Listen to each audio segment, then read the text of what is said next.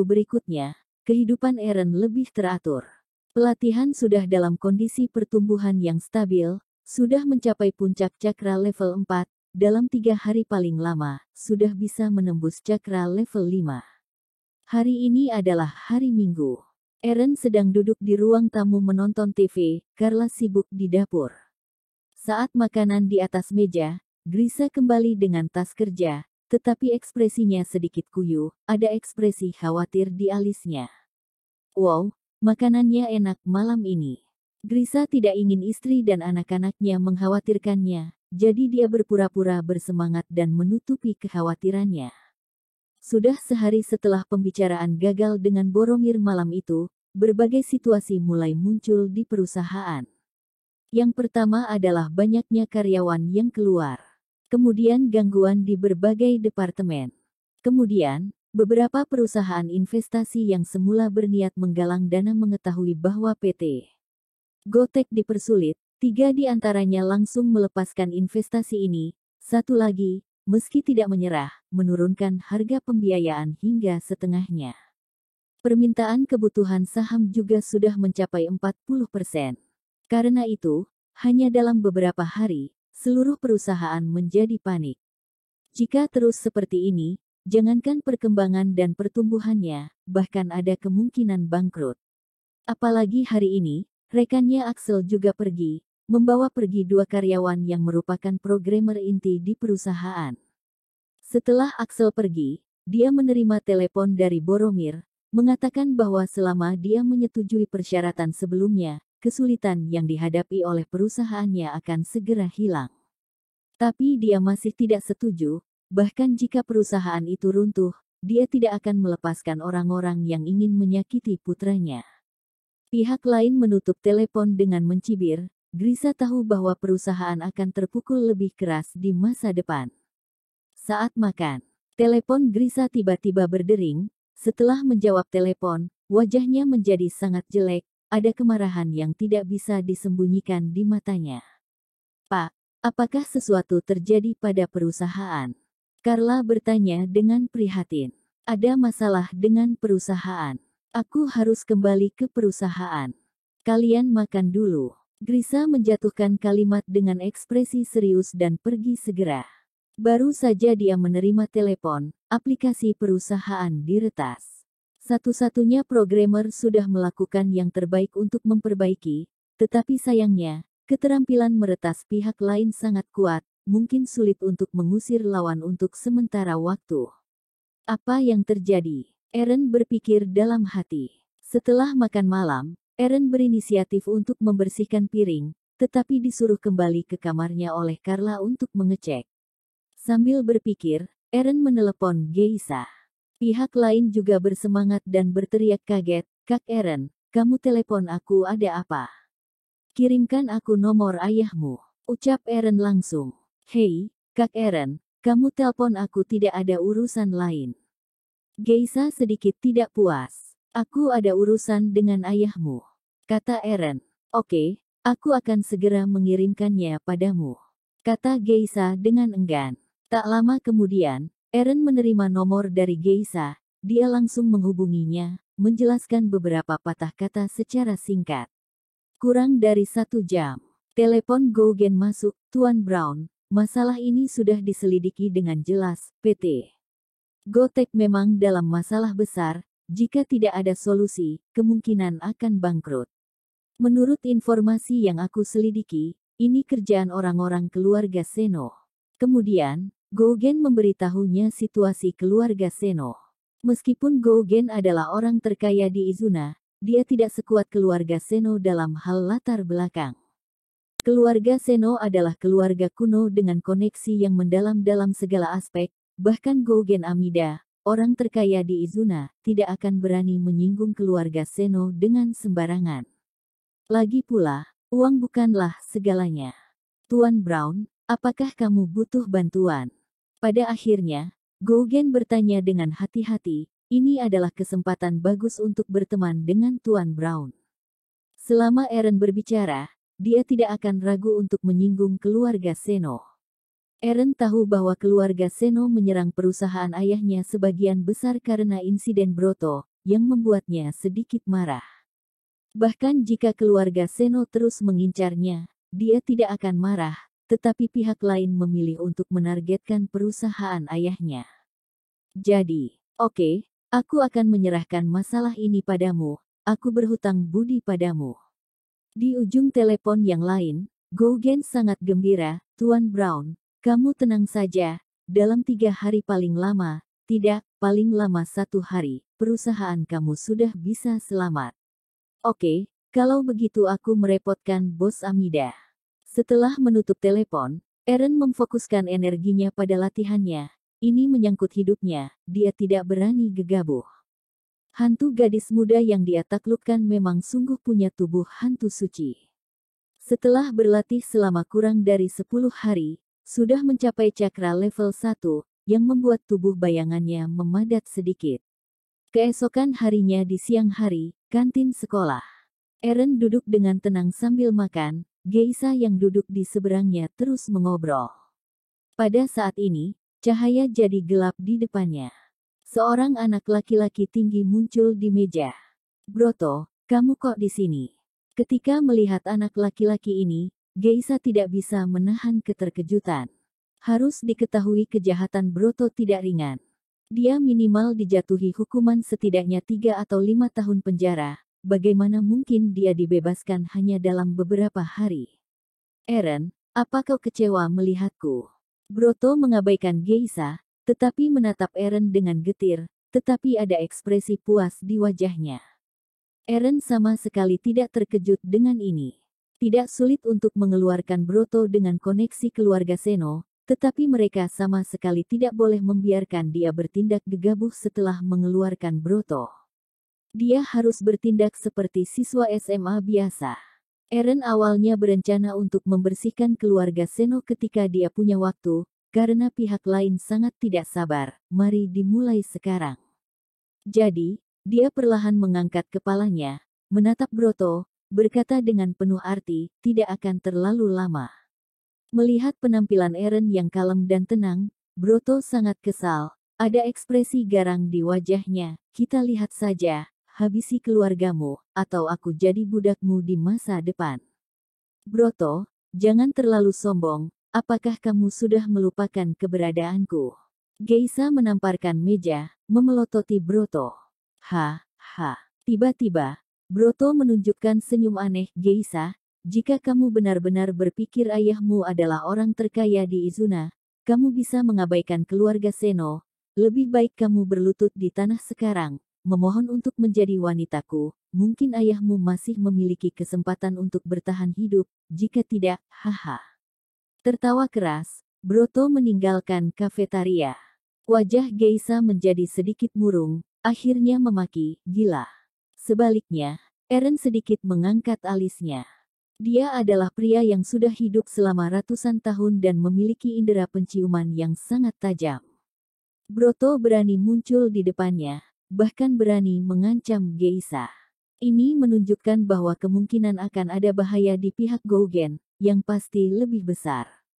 Di sisi lain, grup Sinar Perak, Gougen menjawab telepon lagi, alisnya berkerut, rasa krisis yang sangat besar muncul di hatinya. Pertama, ada kecelakaan di lokasi konstruksi, kemudian pekerja membuat masalah. Ketika pekerja membuat masalah, mereka disorot oleh wartawan. Dia baru saja menerima telepon dari Direktur Pajri dari Bank Izuna. Dibandingkan dengan hari-hari sebelumnya, kata-kata Direktur Pajri sangat tidak menyenangkan. Dia meminta grup Sinar Perak untuk mengembalikan uangnya dalam waktu seminggu. Menyelesaikan lebih dari 4 triliun pinjaman dari Bank Izuna. Dia, Gougen, mampu menjadi orang terkaya di Izuna dari nol. Dia masih cukup waspada terhadap bahaya.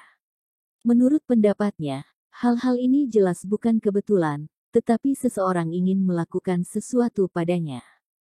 Mengambil napas dalam-dalam, Gougen menenangkan hatinya yang sedikit gelisah, mengambil ponselnya, menelepon Said Didu, Presiden Bank Izuna. Kemudian ditolak. Untuk sementara, Gougen makin yakin bahwa seseorang sedang mengacaukannya, tetapi dia tidak tahu siapa musuhnya untuk saat ini. Malam itu, pukul 7.30 di berita TV Izuna, sebuah berita terkait grup Sinar Perak disiarkan.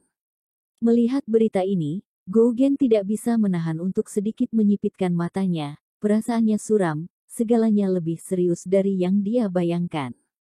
Pagi selanjutnya, telepon darurat berdering. Mengangkat telepon, suara cemas wakil manajer umum Stephen datang dari dalam. "Tuan Amida, ini tidak baik. Ratusan buruh mengepung perusahaan kita, ada banyak wartawan di tempat kejadian. Apa yang harus kita lakukan? Apa alasannya?" tanya Gougen. "Ada puluhan kontraktor yang secara kolektif menahan uang dan melarikan diri. Para buruh ini semua ada di sini untuk meminta upah," kata Stephen. Setelah sedikit merenung, Gougen berkata, "Kirim seseorang untuk menenangkan semua buruh segera, kemudian hitung semua upah, kirim seseorang ke bank untuk menarik uang 20 miliar dan membayar upah buruh di tempat." Setelah menutup telepon, Gougen bergegas ke perusahaan dengan mobil. Setengah jam kemudian, Gougen tiba di lantai bawah perusahaan dan menemukan bahwa ruang terbuka di lantai bawah ditempati oleh para buruh yang memegang spanduk, terutama spanduk merah dan hitam yang cukup mencolok. "Lihat, bos jahat si Gougen itu ada di sini. Jangan biarkan dia kabur. Cepat, kelilingi mobilnya, atau semua orang tidak akan dibayar." Tersihir oleh beberapa suara, ratusan buruh mengerumuni mobil Gougen, segera mengepung mobilnya. Itu membuat pengawal dari 2 mobil di belakang mereka merasa panik. Mereka turun dari mobil dan bergegas ke sini. Pada saat ini, Gougen membuka pintu mobil dan berjalan turun, langsung naik ke atap sambil berteriak keras, "Jangan berkerumun, semua pekerja. Aku Gougen Amida tidak akan lari. Aku tahu kalian ada di sini untuk meminta upah. Aku sudah memerintahkan seseorang untuk pergi ke bank menarik uang. Tolong Anda semua tenang dulu, bank akan segera mengirimkan uang. Aku jamin setiap pekerja yang hadir akan mendapatkan upahnya." Tidak jauh dalam mobil di sana, Boromir menyaksikan adegan ini dengan senang, berkata dengan bibir cemberut, "Gougen ini punya keberanian." Ada juga seorang pemuda dengan tingkat pelatihan yang luar biasa di dalam mobil. Dia tersenyum dan berkata, "Hehe, dia juga orang terkaya di Izuna. Untuk sampai ke titik ini, bagaimana mungkin dia melakukannya tanpa sedikit keberanian?" "Tuan Muda Sambo benar." Boromir segera menunjukkan senyum bahagia, "Namun, jika para pekerja ini mengetahui bahwa mereka tidak dibayar, gimana ya? Apakah mereka akan merobek Gougen?" Di bawah hiburan Gougen, para buruh segera menjadi tenang. Gougen bahkan duduk bersila di atap mobil dan berdialog dengan santai dengan para buruh, yang juga membuat para buruh merasa lebih nyaman. Namun, ada beberapa orang yang bersembunyi di antara para buruh. Melihat adegan ini, mereka semua mencibir di dalam hati mereka, ada ekspresi sarkasme di mata mereka. Pada saat yang sama, penjaga keamanan perusahaan, di bawah kepemimpinan manajer keamanan Tigor Simorang, berencana untuk melindungi Gougen, tetapi diusir secara langsung oleh Gougen, yang sangat meningkatkan kesan baik para buruh. Tak lama berselang, puluhan karyawan grup Sinar Perak muncul dan mulai menghitung jumlah buruh yang hadir, karena para kontraktor tersebut tidak hanya mengambil gaji para buruh, tetapi juga bawa kabur formulir gaji. Setelah 1 jam, semua orang menyelesaikan hitung-hitungan penggajian mereka. Tapi mobil pengangkut uang bank itu lama tidak muncul. Tiba-tiba, telepon Gougen berdering. Setelah mengangkat telepon, ekspresinya tiba-tiba suram. Semua bank di Izuna menolak memberikan uang tunai. "Kirim seseorang ke bank di ibu kota provinsi segera," Gougen memerintahkan ke telepon. Pada saat ini, sebuah suara tiba-tiba terdengar di kelompok buruh, "Para pekerja, kita sudah ditipu oleh Gougen bajingan ini. Seorang kerabatku bekerja di grup Sinar Perak. Dia baru saja mengirim pesan orang yang dikirim Gougen ke bank tidak bisa ambil uang sama sekali." Begitu kata-kata ini keluar, seluruh pemandangan tiba-tiba menjadi gempar. Wajah Gougen sangat tegang, dia buru-buru berteriak, "Pekerja yang terhormat, saya, Gougen Amida, bertindak sesuai ucapan. Aku benar-benar tidak bisa ambil uang di Izuna. Aku sudah mengirim seseorang ke ibu kota provinsi." "Pembohong, Mau membohongi kita? Masuk neraka aja Ion. Suara lain terdengar. Pada saat yang sama, sebuah batu seukuran kepalan tangan terbang keluar dari kerumunan dan terlempar ke Gougen. Bunuh pembohong ini, nipu uang hasil jerih payah kita. Dipicu oleh segelintir orang yang punya niat tertentu, para buruh itu langsung mengamuk liar. Para pengawal Gougen yang panik segera menarik Gougen dari atap mobil, berencana untuk bergegas keluar dari kerumunan. Tapi mana mungkin para orang dengan niat tertentu bisa mengabulkan keinginan mereka. Sambil meneriakkan kata-kata pembakar amarah, mereka mulai menyerang para pengawal. Jangan melawan, pergi. Gougen membuat keputusan cepat, mengetahui bahwa situasinya semakin tidak terkendali, tidak ada gunanya baginya untuk tinggal di sini. Meskipun Gougen memerintahkan para pengawal untuk tidak melawan, mereka yang menyerang para pengawal itu terlalu kejam. Mereka menyerang bagian-bagian tubuh yang rentan. Dalam waktu kurang dari 1 menit, 3 pengawal jatuh ke tanah. Ini membuat marah pengawal lainnya dan mulai melawan. Seluruh adegan menjadi lebih kacau. Lindungi CEO Amida. Pada saat ini, Tigor, manajer Departemen Keamanan, cemberut di bibirnya. Dia mengeluarkan tongkat karet dari pinggangnya dan bergegas menuju buruh, memukul seorang buruh di kepala. Ketika penjaga keamanan lainnya melihat bahwa manajer mereka sudah mengambil tindakan, mereka bergegas untuk bergabung dengan huru-hara. Melihat adegan ini, otak Gougen serasa hampir pecah. Sangat disayangkan, meskipun dia memerintahkan tim keamanan untuk berhenti, suaranya tenggelam dalam gelombang teriakan buruh, tidak ada gunanya. Melihat situasi yang semakin memburuk, polisi akhirnya datang. Bang! Suara tembakan terdengar, seluruh pemandangan tiba-tiba menjadi sunyi. Aparat kepolisian anti huru-hara memegang tameng dan pentungan serta mengepung seluruh massa. Kemudian Gougen dibawa kabur oleh polisi. Pertunjukannya sudah selesai. Ayo pergi, Tuan Muda Sambo menarik kembali tatapan matanya dan berkata sambil tersenyum. Boromir mengangguk, ekspresinya sedikit bersemangat. Gougen ditangkap kali ini. Mungkin dia tidak akan pernah keluar selama sisa hidupnya. Selanjutnya, saatnya untuk menggigit kue besar grup Sinar Perak, SMA 1 Izuna, kelas 3C. Bang, pintu kelas didorong hingga terbuka. Lalu Geisa bergegas masuk dan langsung menuju tempat duduk Eren. Kak Eren, ikut aku, ayahku kecelakaan.